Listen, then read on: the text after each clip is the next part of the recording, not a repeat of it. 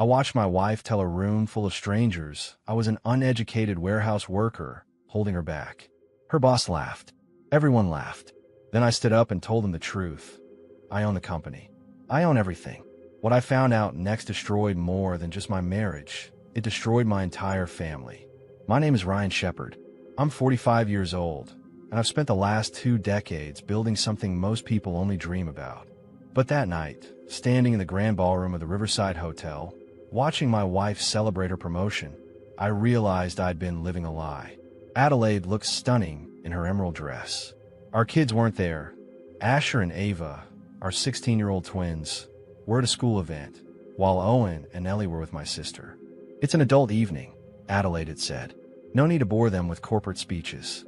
I'd arrived early, against her wishes. She wanted me to show up at 9, after the important networking. I came at 7 instead, slipping through the service entrance. Call it intuition. Call it the sick feeling I'd been carrying for months. Whatever it was, it saved me from complete blindness. I positioned myself behind a decorative pillar near the bar. Nobody noticed me. Why would they? To everyone at Summit Manufacturing, I was just Adelaide's husband, the warehouse guy who moved boxes and swept floors. They had no idea those warehouses were mine. That Summit Manufacturing itself was mine. Austin Hampton took the stage around 8. 51 years old, silver hair, $1,000 suit. The kind of man who commanded attention without effort. He was my CEO, though he didn't know I was his boss. "Ladies and gentlemen," Austin began, his voice smooth. "Tonight we celebrate Adelaide Shepard, our new director of operations." Applause filled the room. Adelaide beamed, standing near the stage in a cluster of executives. "Adelaide has been with Summit Manufacturing for 7 years," Austin continued. "In that time, she's revolutionized our production efficiency and increased profit margins by 42%. But what impresses me most isn't just her brilliant mind. It's her determination to succeed despite significant challenges at home." My stomach tightened. Where is he going with this? "You see, Adelaide has had to overcome obstacles many of us couldn't imagine," Austin said, walking around the podium now. "While we go home to supportive partners who understand our careers, Adelaide goes home to someone who will..." He paused for effect. "Let's just say her husband is simple. He's a warehouse worker with no education. Sweet guy, apparently, but not exactly what you'd call intellectually stimulating." Laughter rippled through the crowd, scattered at first, then building. I watched Adelaide's face. She wasn't stopping him, wasn't offending me. Adelaide succeeded despite her husband being just a warehouse worker with no education, Austin declared. "That takes real strength of character." More laughter. Someone near the front actually applauded. Then Adelaide took the microphone. "Austin, you're terrible," she said, laughing. "But yes, it's true. Ryan means well, but the truth is, he's holding me back. Coming home from days like this and having to explain everything in simple terms because he just doesn't get it. It's exhausting." The room erupted in sympathetic murmurs and nods. They understood. They'd all been there, stuck with someone who didn't measure up. I stepped out from behind the pillar. My footsteps echoed as I crossed the polished floor. People noticed me halfway there. Confused looks. Who was this? Security should really handle crashers better. Adelaide saw me when I was 10 feet away. Her face went white. Austin looked annoyed. I climbed the 3 steps to the stage and took the microphone from Adelaide's frozen hand. "Hi," I said, my voice steady. "I'm Ryan Shepard, the warehouse worker, the guy with no education who's holding my wife back." The room went silent. You could hear people breathing. "That was quite a speech, Austin," I continued. "Really moving. But here's what's funny. That company you all work for, Summit Manufacturing, the one that just promoted my wife." I paused, let the moment stretch. "I own it. Every warehouse, every factory, every single share. It's mine." Absolute silence. Then Adelaide laughed. A short, sharp sound of panic. "Ryan, that's not, you don't dash. Summit Manufacturing is owned by Shepard Industries," I said. "Founded by my grandfather in 1962. I'm the majority shareholder. Austin here." I gestured to him. "He's my employee. You all are." Austin's face had gone from annoyed to gray. "Mr. Shepard, I had no idea, dash." "Of course you didn't," I said. "Because I've spent 20 years pretending to be someone I'm not. Living small so my wife could feel big. And this is how that story ends." I set the microphone down and walked off the stage. The crowd parted like water. Behind me, I heard Adelaide start to cry. Heard Austin stammering apologies. I didn't look back. I just kept walking out of that ballroom, out of that hotel, out of the life I'd been living. The breaking had begun. I didn't go home. Couldn't. The thought of walking into that house, seeing pictures of Adelaide, and me smiling like we were happy, like we were real, it made my stomach turn. Instead, I drove. Just drove north on Highway 87, windows down despite the October chill, letting the cold air clear my head. My phone started ringing around 9:30. Adelaide, of course. Then again, and again. I watched it light up on the passenger seat, her photo flashing, a picture from our vacation in Hawaii 2 years ago, both of us laughing on the beach. Had she been lying even then? How long had I been the joke? Around 10, I pulled into a rest stop, sat there in my truck, hands gripping the steering wheel, staring at nothing. A semi rumbled past, its red taillights disappearing into the darkness. I felt like that truck, just moving forward because stopping meant dealing with what was behind you. My phone rang again. Different number this time. I answered without thinking. Ryan. It was my sister, Claire. What the hell did you just do? You heard already? It's all over social media, Claire said. Someone posted video from the party.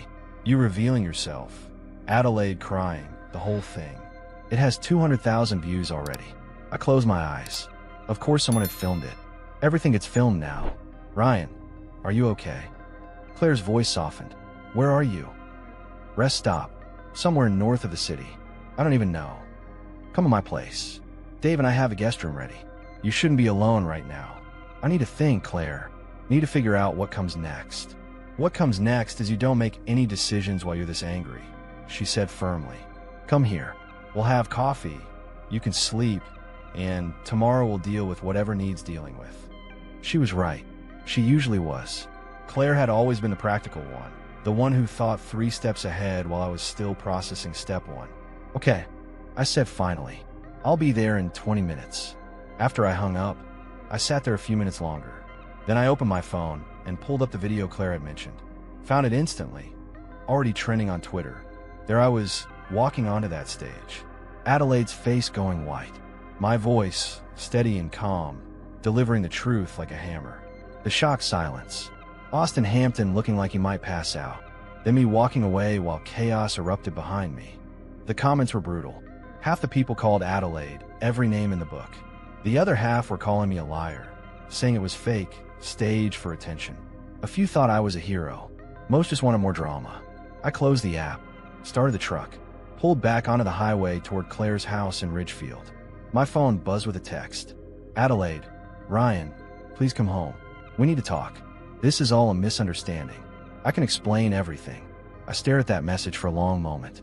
Misunderstanding. Right. I'd misunderstood the words that came out of her mouth. Misunderstood the laughter, the agreement, the way she'd smiled while her boss called me simple. I typed back, stay at the house tonight. I'll come by tomorrow when you're at work to get some things. Don't call me again. Send it. Turned off my phone completely. The rest of the drive to Claire's passed in a blur. Trees and darkness, and the occasional headlight coming the other way. Each mile felt like leaving something behind. The life I'd built. The man I pretended to be. The marriage I thought was real. Claire was waiting on her front porch when I pulled up. She hugged me without saying anything. Just held on tight while I stood there trying to remember how to breathe. Come on, she said finally. Dave made his famous chili. You need to eat. I'm not hungry. Tough. You're eating anyway. She pulled me toward the house. And then you're going to tell me everything. From the beginning. No more secrets, Ryan. Not anymore. We walked inside together. Her husband Dave was in the kitchen, stirring something on the stove. He gave me a nod, the kind men give each other when words aren't enough.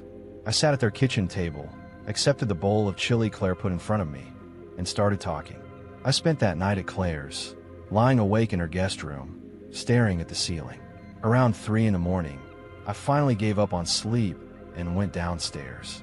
Found Dave already in the kitchen, making coffee. Couldn't sleep either, he asked, pouring me a cup. Too much going through my head. We sat at the kitchen table in comfortable silence. Dave had been my brother-in-law for 12 years. He knew when to talk and when to just be present. You know what the worst part is? I said finally, It's not even the affair. It's that she was ashamed of me. All those years, I thought we had an understanding. I thought she knew who I really was. She didn't know, Dave said quietly. That's what makes it worse. She knew and chose to pretend you were nothing. The sun came up around 6. Claire joined us, already dressed for the day. Okay, she said, setting her laptop on the table. We need to talk strategy. Your story is everywhere, Ryan. Local news picked it up. The business journals are running pieces about Shepherd Industries. Your phone's probably exploding. I left it off all night. Now I turn it on. 73 missed calls. 216 text messages. My email was over 500 unread. Most of these are from Adelaide, Claire said, scrolling through. But there's also reporters, business associates, and... She paused. Your kids. Asher called you 4 times last night. My stomach dropped. The twins. Owen and Ellie. God, I hadn't even thought about how they'd find out. I need to talk to them, I said, reaching for my phone. Wait. Claire grabbed my wrist. What are you going to say? They're going to have questions, Ryan. Hard questions about why you lied to them their whole lives. She was right. My kids thought I worked in a warehouse. Thought we lived modestly because that's all we could afford. They had no idea their father owned a manufacturing empire worth $300 million. I called Asher. He answered on the first ring. Dad, where are you? Mom's freaking out. And there's all this stuff online about you owning Summit Manufacturing. Is it true? It's true, son. All of it. Silence. Then, you've been lying to us? This whole time. Not lying. Just not telling the whole truth. It's complicated, Asher. Can you and Ava meet me somewhere today? I'll explain everything. Mom says you humiliated her. Says you destroyed her career because you were jealous of her success. I felt my jaw tighten. Of course she'd spin it that way. That's not what happened. Meet me for lunch at Morrison's Diner at noon. Just you and Ava. We'll talk, and I'll answer every question you have. Honest answers, I promise. Another pause. Okay, we'll be there. After I hung up, Claire was watching me with concern. You're going to tell them everything? About Adelaide and Austin? Not everything, but enough. They deserve the truth. I stood up. I need to go to the house first. Get some clothes, my documents. Adelaide should be at work by 10. Want me to come with you? Dave offered. No, this is something I need to do alone. I drove back to Westchester around 9. The house looked exactly the same. 2-story colonial, neat lawn, basketball hoop in the driveway. We lived here for 8 years. Raised our kids here. I'd paid for it in cash, but Adelaide thought we had a mortgage. Just another layer of the lie. Adelaide's car was gone. Good. I let myself in through the front door. The house smelled like her perfume. Photos of our family covered the walls. Vacations, birthdays, Christmas mornings. All those moments I thought were real. Maybe they had been, once. Before everything got twisted, I went upstairs to our bedroom. Started packing a suitcase. Clothes, toiletries, the watch my grandfather gave me. As I was pulling shirts from the closet, I noticed something. A shoebox on Adelaide's side, pushed back behind her winter boots. Something made me pull it out. Inside were letters. Dozens of them. Handwritten notes on Summit Manufacturing letterhead. All from Austin Hampton to Adelaide. I sat on the bed and started reading. The first one was dated 3 years ago. Adelaide, last night was incredible. I can't stop thinking about you. We need to be more careful. But God, I don't want to be... 3 years. They've been doing this for 3 years. My hands started shaking as I read through them. Love notes. Plans to meet at hotels. Austin talking about leaving his wife. Adelaide writing back about how Ryan was clueless and would never find out. The last letter was from 2 weeks ago. Soon, we won't have to hide anymore. Once you're director, we'll have the power to make real changes. Maybe even push Ryan's company in a direction that makes our lives easier. I read that line 3 times. Push my company. They've been planning something. Using Adelaide's position to what? Sabotage me? Manipulate Summit's operations? I took the entire box. Morrison's Diner was a place we'd been coming to for years. Me and the kids, anyway.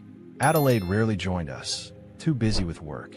Now I wondered if she'd actually been busy or just avoiding family time because it reminded her of the husband she was ashamed of.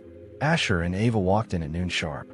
16 years old, both of them tall and serious looking. They got that from Adelaide. The skeptical expressions, though, those were all theirs. Dad, Ava said, sliding into the booth across from me. Her voice was careful, controlled. "We need answers. I know, and you'll get them. But first, I want to say I'm sorry.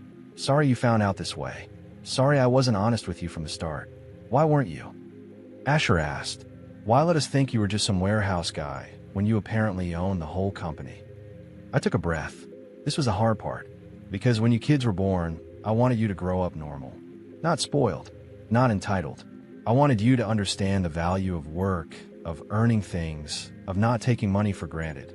My father grew up wealthy, and it made him arrogant, disconnected from real people. I didn't want that for you. So you lied instead, Ava said flatly. I kept a secret. There's a difference. Is there? She leaned forward. Dad, we're not kids anymore. Asher and I are 16. We could have handled knowing the truth. Instead, we had to find out from social media that our father's some secret millionaire who owns Summit Manufacturing. Do you know how that feels? I can imagine. Can you? Asher's voice rose slightly. Can you imagine your whole life being a lie? Everything you thought you knew about your family turning out to be fake. The waitress came by.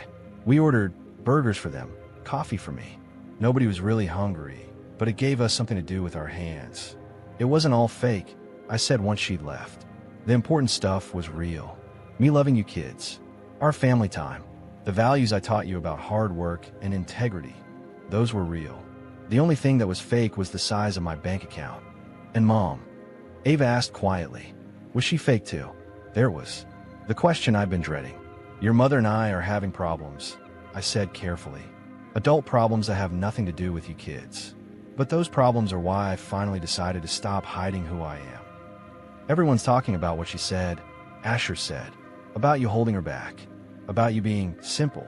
He said the word like it hurt. Your mother said things she shouldn't have. Things that weren't true. And I reacted by revealing something she didn't want revealed. We both made mistakes. That's not fair. Ava's eyes flashed. She stood up there and let her boss mock you. Let everyone laugh at you. Then agreed with him. That's not a mistake, Dad. That's cruel. Ava dashed. No, I'm not going to pretend Mom was just having a bad day or whatever. I saw the video, Dad. We both did. She wasn't offending you. She was throwing you under the bus to impress her colleagues. Asher nodded. We tried talking to her this morning. Asked her why she said those things. She just kept saying you embarrassed her, that you ruined her career, that you're being vindictive because you're jealous of her success. That's not true, I said firmly. I've never been jealous of your mother's success. I've supported her career for years. But what I won't support is her lying about who I am to make herself look better. The burgers arrived. We ate in silence for a few minutes. Finally, Ava said, So what happens now? Are you and Mom getting divorced? Probably. Yes. Where are you staying? With Aunt Claire for now, but I'm looking for a place. And no matter what happens between your mother and me, you kids will always have both of us. You understand that, right? They both nodded, but I could see the doubt in their eyes. They'd just learned their father had been living a secret life for their entire existence. How could they trust anything I said now? Can I ask you something? Asher said, that letter Austin Hampton sent Mom. The one about pushing your company in a direction that makes their lives easier. What did that mean? I stopped mid-bite. How do you know about that letter? Mom left her laptop open this morning. We saw an email from Austin apologizing for everything getting out of hand. We read some of the old ones too. So they knew. About the affair, about the plans, about all of it. I don't know yet what it means, I admitted. But I'm going to find out. 3 days after the party, I sat in a private investigator's office in downtown Manhattan. Michael Warren spread photos across his desk. Your wife and Austin Hampton have been meeting at the Riverside Inn every Thursday afternoon for the past 3 years, Warren said. Always the same room. Always checked in under fake names. Here's the documentation. I looked at the photos. Adelaide's car in the parking lot. Austin's Mercedes beside it.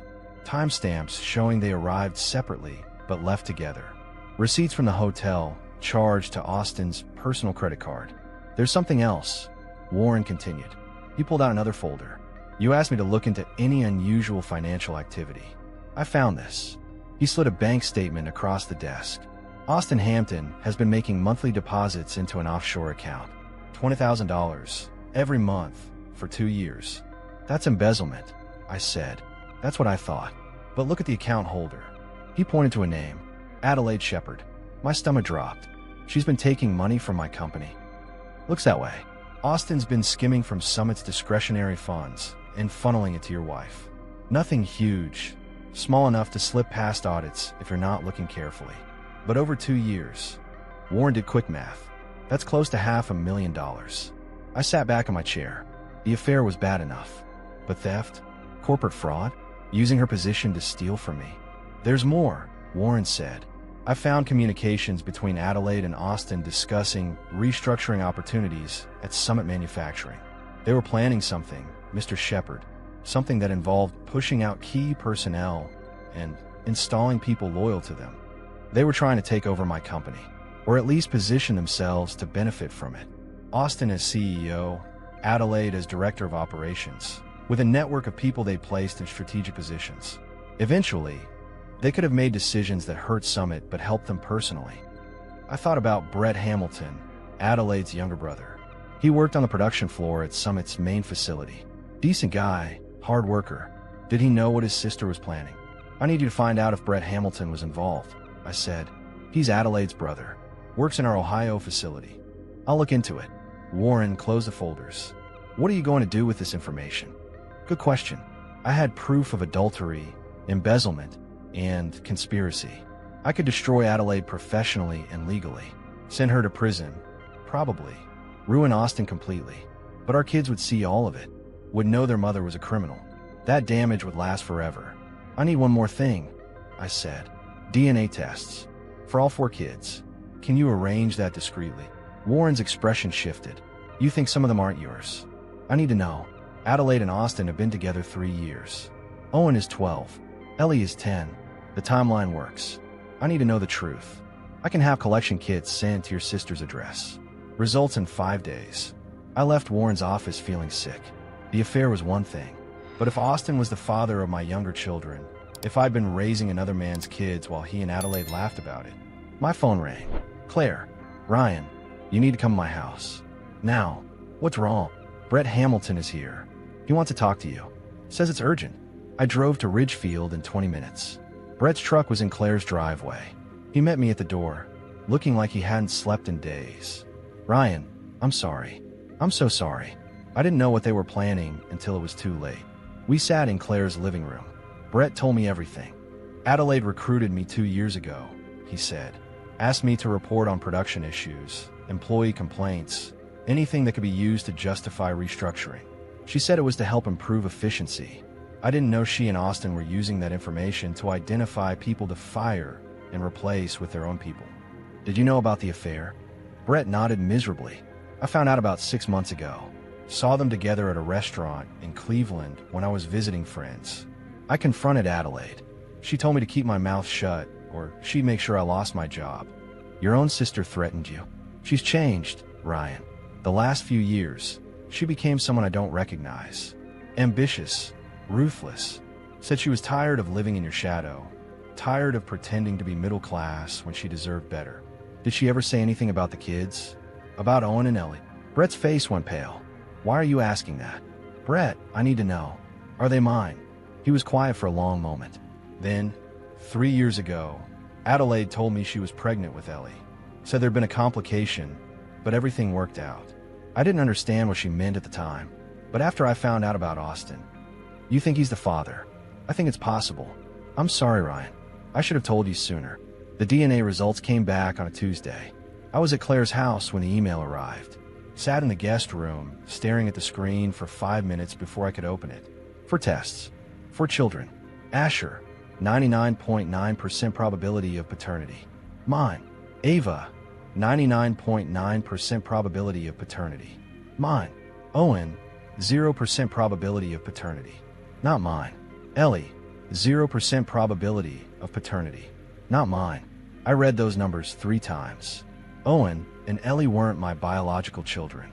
I'd spent 12 and 10 years raising them, loving them, being their father. And they weren't mine. Claire found me 20 minutes later, still sitting there. Ryan, what's wrong? I couldn't speak. Just turned the laptop toward her. Watched her face as she read the results. Oh God, she whispered. Ryan, I'm so sorry. I need to tell them. The kids. They deserve to know. Are you sure? Ryan, this will destroy them. They're going to find out eventually.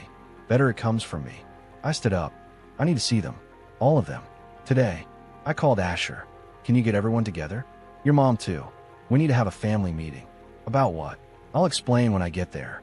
Just trust me, okay? An hour later, I walked into my house for the first time since the party. Adelaide was in the living room with all 4 kids. She glared at me. What's this about, Ryan? The lawyers said we're not supposed to have contact without Dash. Shut up, Adelaide. My voice was cold. For once, just shut up and listen. I looked at my children, at Asher and Ava, who were genetically mine, at Owen and Ellie, who weren't. There's something you all need to know, I began. Something I just found out myself. I pulled out the DNA results. I had genetic testing done. For all 4 of you. Adelaide's face went white. You had no right, Dash. I had every right. And the results are clear. Asher and Ava are my biological children. Owen and Ellie are not. The silence was deafening. Owen, 12 years old, stared at me. What are you saying? I'm saying Austin Hampton is your biological father. Yours and Ellie's. Ellie started crying. Owen just sat there, frozen. Asher and Ava looked at their mother with expressions of complete disgust. How could you? Ava said. Mom, how could you do this to them? To Dad. Adelaide stood up, shaking. You bastard. You told them. You told the children. They deserve the truth. They're kids, Ryan. They didn't need to know this. Yes, they did. Because you sure as hell weren't going to tell them. I turned to Owen and Ellie. Listen to me. Both of you. This doesn't change how I feel about you. You're still my kids. DNA doesn't define family. Love does. And I love you both exactly the same as I always have. Owen shook his head. You're not my dad. You've been lying this whole time. I didn't know, Owen. I swear I didn't know. But you suspected. His voice broke. That's why you did the test. You suspected we weren't yours, and you were right. Ellie ran out of the room, sobbing. Ava followed her. Asher just sat there, staring at Adelaide with an expression of pure hatred. You destroyed this family, he said to his mother. You destroyed all of us. Adelaide pointed at me. This is your fault. You had to dig, had to investigate, had to ruin everything because your pride was hurt. My pride? I laughed, but there was no humor in it. Adelaide, you've been having an affair for 3 years. You had another man's children and let me raise them as mine. You stole $500,000 from my company, and you're talking about my pride. Her expression shifted. You know about the money? I know about everything. The offshore account, the embezzlement, your plans to take over Summit Manufacturing. I have documentation, Adelaide.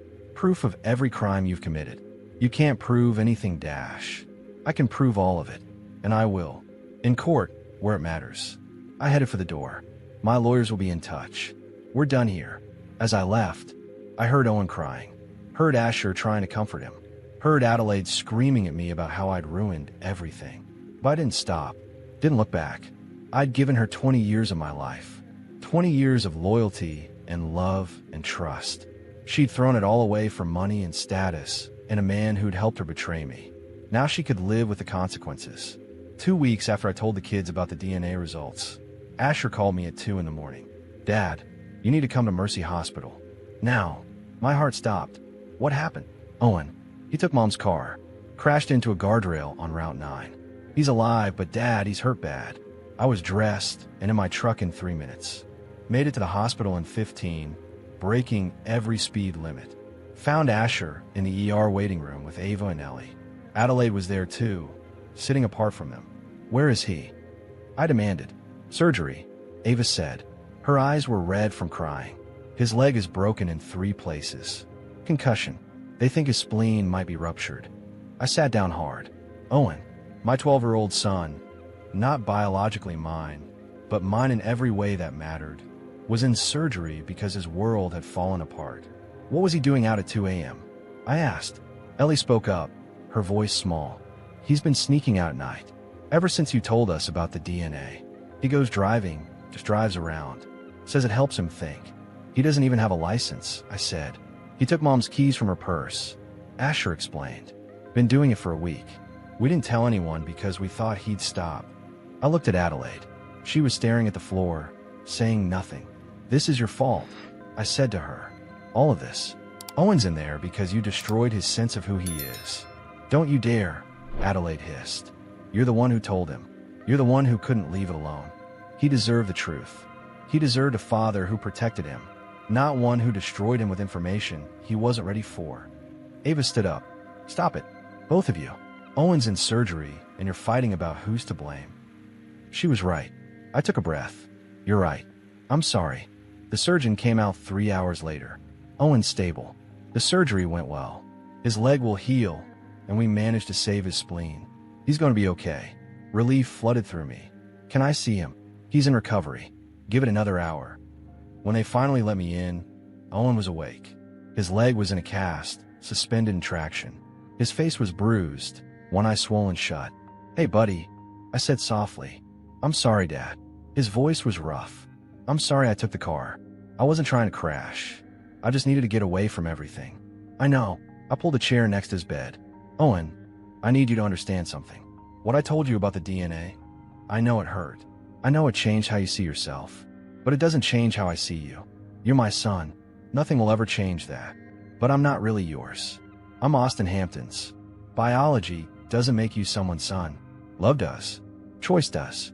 I chose to be your father every single day for 12 years. That doesn't stop because of some test result. Owen's eyes filled with tears. It feels like my whole life was a lie. Your life wasn't a lie. Your mother's choices were. But you're exactly who you've always been. Smart, funny, brave. My son. He started crying. I held his hand until he fell asleep. Outside, Adelaide was waiting. Can I see him? He needs rest. He's my son, Ryan. Is he? Or is he just a reminder of your affair? Another piece of collateral damage from your choices. I started walking toward the exit. You've caused enough harm, Adelaide. Stay away from him until he's ready to see you. The day after Owen's accident, I filed criminal charges against Adelaide and Austin. Embezzlement, fraud, conspiracy. The district attorney was very interested in the $500,000 they'd stolen. Austin's lawyer called me 2 days later. Mr. Shepard, my client would like to meet with you. Privately. Why would I meet with a man who's been sleeping with my wife and stealing from my company? Because he has information you'll want to hear. About your wife's plans. We met at a coffee shop in White Plains. Austin looked terrible, unshaven, dark circles under his eyes, 20 pounds lighter than at the party. Thank you for coming, Austin said. You have 5 minutes. Adelaide's planning to claim you were abusive, financially and emotionally. She's going to argue that everything she did was survival, that you controlled her, isolated her, made her dependent. That's absurd. It doesn't matter if it's true. It matters if it's believable. And she's very believable, Ryan. She's already got 3 colleagues ready to testify that you seemed controlling, that she complained about you limiting her freedom. I felt cold. Why are you telling me this? Because I'm done protecting her. Austin's hands shook as he lifted his coffee cup. I thought we loved each other. Thought she and I would build something together. But the moment things went bad, she threw me under the bus. Told investigators I manipulated her into the embezzlement. That I coerced her into the affair. That she was a victim. Were you Owen and Ellie's father before this mess? Austin's face paled. What? Simple question. Did you know Owen and Ellie were biologically yours? He was silent for a long moment. Yes. Adelaide told me 3 years ago. Said we had to be careful. That if you found out, everything would fall apart. She promised me that once we took control of Summit Manufacturing, we'd be together. The kids would know the truth. You were planning to take my children. I was planning to be honest with them about who I was. Adelaide's the one who insisted on lying. And the money? The embezzlement. Austin looked away. That was her idea. Said we needed nest egg for when we finally left you. I went along with it. I was stupid. Thought I was in love. Where's the money now? Offshore accounts. Adelaide has control of all of them. She cut me out completely after the party. He pulled out a flash drive. Everything's on here. Account numbers, passwords, transaction histories. Take it. Use it against her. I don't care anymore. She destroyed my life. My wife left me. My kids won't talk to me. I'm facing criminal charges. All for a woman who never actually loved me. I took the flash drive. This doesn't make us even, Austin. You still stole from me. Still slept with my wife. Still hurt my kids.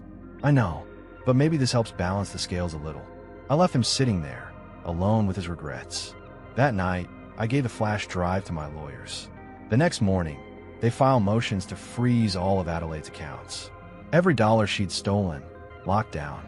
She called me screaming, "You can't do this. That money is mine. That money is stolen. And now it's evidence. Hope you have a good lawyer, Adelaide. You're going to need one." Adelaide refused the settlement. Said she'd fight me in court, prove I was controlling and abusive, take half of everything I owned. Her lawyer was confident they could paint me as a manipulative billionaire who trapped an innocent woman in a web of lies. The trial started 6 months after the party. Owen was out of his cast by then, walking with a slight limp the doctors said would fade. He'd asked to testify on my behalf. So had Asher and Ava. Adelaide's lawyer started strong. Called colleagues who said I seemed distant at company events. A therapist who'd seen Adelaide twice and diagnosed her with symptoms of emotional abuse. Even Brett tried to help his sister, saying I'd been controlling about family finances. Then my lawyers went to work. They presented the letters between Adelaide and Austin. 3 years of affair documentation, including detailed discussions about stealing from Summit Manufacturing and eventually pushing me out of my own company. They showed the offshore accounts, the embezzled funds, the systematic fraud. But the moment that changed everything was when they called Owen to the stand. My 12-year-old son, still recovering from the accident, walked to the witness box with his head high. Adelaide's lawyer tried to go easy on him, asked softball questions about family life. Then my lawyer asked, "Owen, did you know Austin Hampton before your mother's promotion party?" "Yes," Owen said clearly. "He came to our house sometimes when Dad was away on business. Mom said he was a colleague, but I saw them kissing in the kitchen once. I was 10. The courtroom went silent. "Did you tell anyone?" my lawyer asked. I told Mom I saw. She said it was a mistake, that it didn't mean anything, that I should never tell Dad because it would hurt him. She said if I told, it would destroy our family. How did that make you feel?" Owen's voice faltered, like I was responsible for keeping the family together. Like if I said anything, it would be my fault if everything fell apart. I carried that secret for 2 years, until Dad found out anyway. Adelaide was crying at the defense table, but the jury wasn't looking at her with sympathy. They were looking at her with disgust. The verdict came back 3 days later. Adelaide was found guilty of embezzlement and fraud, sentenced to 4 years in prison, suspended to 2 with good behavior, and full restitution. Austin got 3 years. The divorce settlement gave me primary custody of all 4 kids. Adelaide got supervised visitation and had to repay the stolen money with interest. She kept her retirement account and her car. I kept everything else. As we left the courthouse, reporters swarmed us. I didn't answer questions, just put my arm around Owen and walked to the car. "Dad," Owen said once we were inside, "are you okay?" "I'm okay, buddy. You did great up there." I told the truth. "That's what you taught me to do. I'm proud of you." So proud. Asher drove us home. He'd gotten his license 2 months earlier. Ava and Ellie were waiting at Claire's house with pizza and a cake that said, "It's over," in bright blue frosting. Aunt Claire helped us make it, Ellie explained. She was doing better now, seeing a therapist twice a week, slowly understanding that none of this was her fault. We ate dinner as a family, laughed about nothing important, didn't talk about the trial or Adelaide or what came next, just enjoyed being together. Later, after the kids went to bed, Claire found me on the back porch. "You did it," she said. "You protected them, told the truth, survived, barely, but you did. And now you get to rebuild. Live honestly. Be yourself without hiding." She was right. For the first time in 20 years, I could just be Ryan Shepard. No secrets, no lies, just me. 14 months after the party, I stood in the new Summit Manufacturing headquarters in Cleveland. Modern building, state-of-the-art facilities, room to expand. I'd moved the main operations from New York, wanted a fresh start. Brett Hamilton was there, now a production supervisor. After the trial, he'd come to me, apologized for his role in Adelaide's schemes, asked for a chance to prove himself. I'd given him that chance. He'd earned his promotion through hard work and integrity. The new assembly line's running at 98% efficiency, Brett said, showing me the numbers. "Best we've ever done. Good work. Your sister taught you some things, even if they weren't all honest." Brett smiled sadly. "Adelaide's getting out next month. Early release for good behavior." She asked if the kids would visit her. What did they say? Asher and Ava said maybe someday. Owen and Ellie said no, not yet. I wasn't surprised. Owen had been clear about his feelings. He knew Adelaide was his biological mother. but he'd chosen me as his father. The DNA didn't matter to him anymore. He was a shepherd, and that was that. Ellie had taken longer to process everything. She'd asked me once if Austin Hampton ever wanted to meet her. I told her the truth.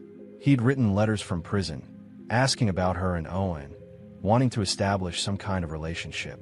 She'd said no. She had a father. She didn't need another one. My phone buzzed. A text from Asher. Dad, Ava got her college acceptance letter. Cornell. She's freaking out. I smiled. Ava wanted to study engineering, follow in her grandfather's footsteps. Asher was looking at business schools, talking about maybe working at Summit someday. Owen was doing well in 8th grade, talking about trying out for baseball. Ellie had joined the school choir and discovered she could sing. They were healing. We all were. You should go, Brett said. Celebrate with your kids. This can wait. I drove back to Westchester, to the new house I'd bought 6 months ago. Smaller than the old one, but ours. No memories of Adelaide's betrayal. Just clean walls and new beginnings. The kids met me at the door, all talking at once about Ava's acceptance and what it meant and where Cornell was and how far away that would be. We're ordering Chinese food to celebrate, Asher announced. Ava's choice, since she's the genius. I'm not a genius, you idiot. I just worked hard. Same thing, Owen said, grinning. We crowded around the kitchen table, passing cartons of food, arguing about movies to watch later, planning a trip to visit Cornell's campus. Normal family chaos. The kind I'd dreamed about during the trial, during the dark months when everything was falling apart. After dinner, Ava found me in my study. Dad, can I ask you something? Always. Do you regret it? Everything that happened. Telling the truth at the party. I thought about that. Thought about the pain, the publicity, the trial. Thought about Owen's accident, the kids learning about the DNA, the months of therapy and tears and difficult conversations. No, I said finally. I don't regret it, because it led to this, to us being honest with each other, to you kids knowing who I really am and choosing to love me anyway, to building something real instead of living a lie. Good, Ava said, because I'm proud of you, Dad, for being brave enough to tell the truth, even when it was hard. That night, after everyone went to bed, I sat in the study looking at photos. My kids growing up, my grandfather at Summit's original factory, my sister Claire at her wedding, pictures of a life fully lived, mistakes and all. My phone buzzed one last time. A message from an unknown number. Ryan, this is Maria from the literacy program at Bradford Community Center. We heard you moved to Cleveland. We'd love to have you volunteer here, teaching adults to read, helping immigrants with citizenship tests. Same work you used to do in New York. Interested? I smiled and typed back. Very interested. When can I start? Because that work, helping people, making a difference, using my resources for good, that was who I really was. Not the billionaire, not the wronged husband, just Ryan Shepard, a man who believed everyone deserved dignity and a chance to succeed. The secrets were gone. The lies were over. And for the first time in 20 years, I could finally be myself.